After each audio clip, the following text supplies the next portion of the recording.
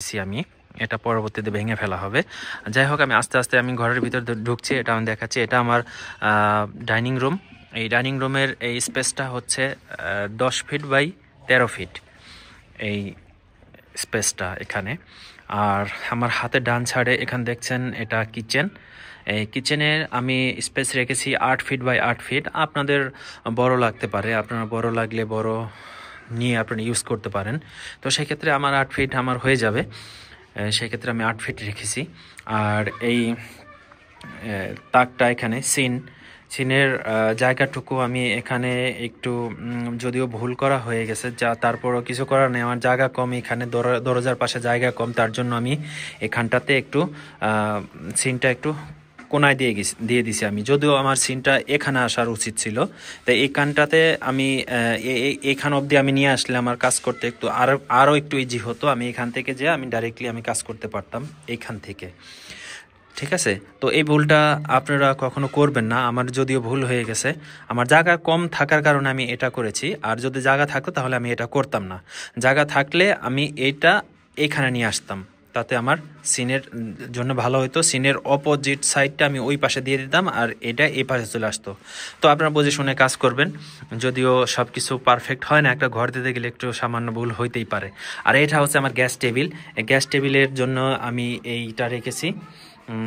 আপনারা অবশ্যই জানাবেন কেমন হলো, কোথায় ভুল হলো, অবশ্যই আপনাদের জানানোর অধিকার আছে, কমেন্টস করে অবশ্যই জানাবেন আপনারা।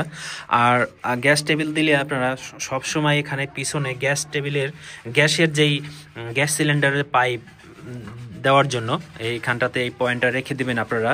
যদিও গ্যাস সিলিন্ডার আপনারা নিচে রাখলে এদিকে গ্যাস পাইপটা ওইখানে আপনারা নিতে পারেন, অথবা বাইরে যদি আপনার গ্যাস রাখার কোনো প্ল্যান থাকে তাহলে সেক্ষেত্রে নিচ দিয়ে আপনারা ছিদ্র করে কিন্তু আপনারা গ্যাসের ওই পাইপটা নিয়ে নিতে পারেন, যদি আপনি সেফটির জন্য রাখতে পারেন। আপনি এটা আপনার জন্য সেফটি হবে, যেহেতু অনেক দুর্ঘটনা হয়ে থাকে গ্যাস বিস্ফোরণে। তো যাই হোক, এই হচ্ছিল আমার কিচেনের। এখানে রাইস কুকার ইউজ করা যাবে, এখানে ইলেকট্রিক পয়েন্ট রেখে আপনারা রাইস কুকার ইউজ করতে পারবেন। এখানে রাইস কুকার, প্রেশার কুকার বা ইলেকট্রিক জাতীয় আপনারা জিনিস, যেহেতু ব্লেন্ডারে অনেক ইউজ করে মানুষ মশলা পেস্ট করার জন্য, জুস বানানোর জন্য ব্লেন্ডার ইউজ করে, তো সেখানে আপনারা এখানে ইউজ করতে পারেন। আর এই স্পেসটা আমি রেখেছি এখানে যে কোনো মালামাল রাখা যাবে এখানে, ফ্রিজ বা মিক্সেপ বলেন বা যে কোনো কিচেনের মালামাল রাখার জন্যে, যেটা সচরাচর যে কাজ হয় মশলাপাতি রাখার জন্য, এখানটাতে আমি ক্যাবিনেট করব। এই তাকের নিচ দিয়ে আমি ফার্নিচার দিয়ে আমি ক্যাবিনেট তৈরি করব। আর এই যে তাকগুলি রাখা হয়েছে এর উপরও আপনারা মালামাল রাখতে পারেন। এর জন্য আমি 2টা তাক দিয়েছি আমি, আপনারা আরও সুন্দর করে দিতে পারেন আপনাদের চাহিদা অনুযায়ী। আর জানালাটা আমি দেখাচ্ছি, জানালাটা হচ্ছে 3.5 ফিট বাই 4 ফিট হাইটে, 4 ফিট 3 ইঞ্চি। এই হচ্ছে আমার জানালার। এবং উপরে অ্যাডজাস্ট ফ্যানের জন্য আমি এই যে পয়েন্ট রেখেছি অলরেডি, এখানে 11 ইঞ্চি বাই 11 ইঞ্চি। অ্যাডজাস্ট ফ্যানটা 10 ইঞ্চি বাই 10 ইঞ্চি হবে। আপনারা এটা দিতে কখনো ভুল করবেন না। আপনার গ্যাস টেবিল নিচে থাকলে এই বরাবর জানালার উপরে এখানে আপনারা এই অ্যাডজাস্ট ফ্যানটা দিবেন। যেহেতু আপনারা রান্না করবেন, রান্না করলে যেই ধোয়া উঠবে বা তেলের যে একটা উঠতে পারে, এটা বোধ উঠতে পারে, এটা এই অ্যাডজাস্ট ফ্যানে টেনে নিয়ে যাবে। এটা হচ্ছে আপনাদের জন্য ইনফরমেটিভ একটা ভিডিও। যদিও আমি অনেক ভিডিও দেখেছি, তাদের থেকে আমি শিক্ষা নিয়েছি, বা অনেক ভাইরা করেছে এই ধরনের ভিডিও, তাদের থেকে আমি এটা ইন্সপায়ার হয়ে আমি এটা করেছি।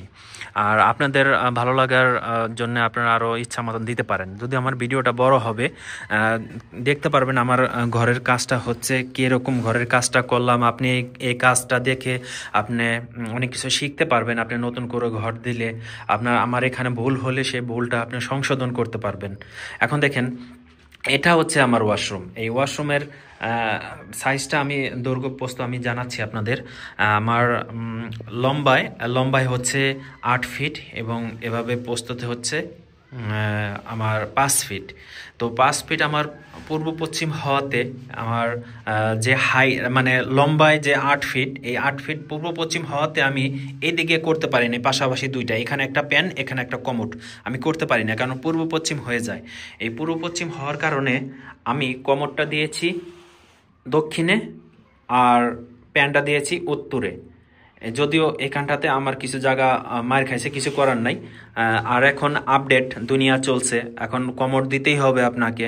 কমোড না দিলে পরবর্তীতে আপনি পস্তাবেন। অতএব আপনার জায়গা থাকলে প্যান এবং কমোড দুটোই আপনি দিয়ে দিতে পারেন। এখন এখন আপনার যেই শক্তি আছে, হয়তো আপনার একটা সময় আসবে আপনার কোমর ব্যথা থাকবে বা অন্যান্য অসুবিধার জন্য আপনি কমোড ইউজ করতে পারবেন, তাহলে সেক্ষেত্রে আপনার সুবিধার্থে আপনি কমোড হাই কমোড দিতে পারেন, সেক্ষেত্রে আপনার জন্য ভালো হবে।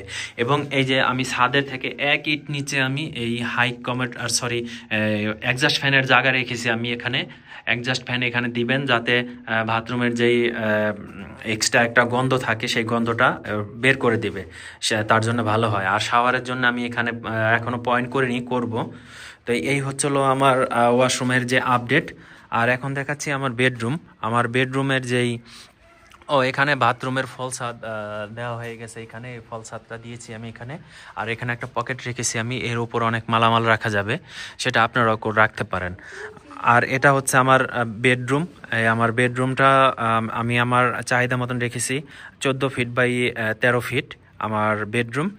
আর আমার বেডরুমের যেই জানালা দুটো আমি একটা রেখেছি 4 ফিট পোস্ত, এবং হাইটে রেখেছি, উচ্চতায় রেখেছি 4 ফিট 3 ইঞ্চি। আমার মিস্ত্রি এখানে ভুল করেছে, এই ভুলটা আপনারা করবেন না। যদিও থাই গ্লাস দেন, আপনি থাই গ্লাস দিলে আপনাকে রাখতে হবে 4 ফিট 3 ইঞ্চি, সরি 6 ইঞ্চি। ঠিক আছে, কখনো এই ভুলটা করবেন না। 4.5 ফিট রাখবেন আপনি জানালার হাইট, বা 5 ফিট দিতে পারেন আপনি, এটা আপনার চাহিদা অনুযায়ী। আর এটাও আমি রেখেছি 5 ফিট বাই 4 ফিট 3 ইঞ্চি। আমার 4 ফিট 3 ইঞ্চি করে সবগুলো জানালা দিয়েছে আমার মিস্ত্রি, এটা ভুল করেছে উনি। যদিও 3 ইঞ্চি এখানে কম দিয়েছে, কারণ থাই গ্লাস করলে ওখানে 4.5 ফিটের আপনার আসবে, গ্লাস আসবে, 4 ফিট 3 ইঞ্চির গ্লাস আসবে না। তো এই ভুলটা আপনারা করবেন না কখনো। তো এই হচ্ছে আমার আমার বেডরুম। এই বেডরুমের স্পেসটা আপনাদের কেমন লাগলো? আপনাদের হয়তো বড় ছোট লাগে, অনেকে বড় দেয় বা ছোট দেয়। আমার 14 ফিট বাই 13 ফিটের আমার একটা রুম, আমি দেখালাম এই রুমটা। আর আমার আরেকটা বেডরুম, এই বেডরুমটাও আমার এরকমই 14 ফিট বাই 13 ফিট স্পেস। এবং জানালার আমি পিছন সাইডে আমি এই জানালাটা দিয়েছি 5 feet by 4 feet 3 inch height. আর এই পাশের জানালাটা আমার হচ্ছে 4 ফিট বাই 4 ফিট 3 ইঞ্চি এটা। তো এই পাশাপাশি দুইটা জানালা দিয়েছি, দুইটা বড় বড় জানালা আমি দিয়েছি। এবং আমার রুমটা 14 ফিট বাই 13 ফিট। এই হচ্ছে আমার দুটা বেডরুম গেল। আর এই পাশে আমার যেই ছোট্ট একটা গেস্ট রুম আছে, এটা আমার 13 feet by 10 feet, 13 feet by 10 feet. দুটা জানালা দিয়েছি আমি এখানে 4 ফিট বাই 4 ফিট 3 ইঞ্চি, এই একটা জানালা। আর একটা জানালা দিয়েছি আমি আমার একদম সামনের দিকে, আমার উঠানের দিকে।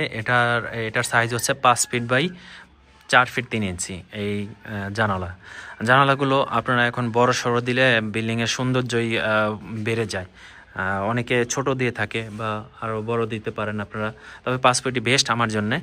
এবং থাই গ্লাস করলে আরও সুন্দর হবে। আর আমি বক্স জানালা দিয়েছি, আমি ঘরের বাইরে থেকেও আপনাদের দেখাচ্ছি। যদিও আমার ভিডিওটা বড় হচ্ছে, অবশ্যই আপনারা দেখবেন ভিডিওটা। এই ঘর থেকে অনেক কিছু শেখার আছে আপনাদের, যারা নতুন ঘর দিবেন। আর নতুন ঘর দিলে তাদের আমার এই ঘরে কি ভুল হলো, এই ভুলগুলো আপনারা সংশোধন করে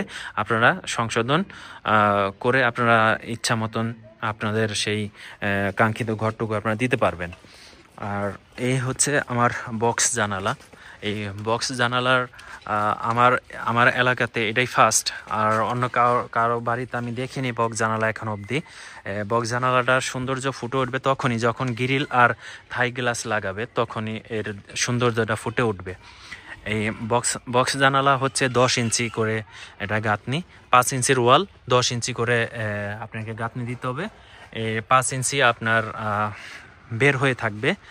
আর 5 ইঞ্চি যখন বের হয়ে থাকবে, তখন কিন্তু ওই একদম মুখোমুখি থাই গ্লাসটা লাগাবে, তখন আপনার আরও সুন্দর লাগবে দেখতে।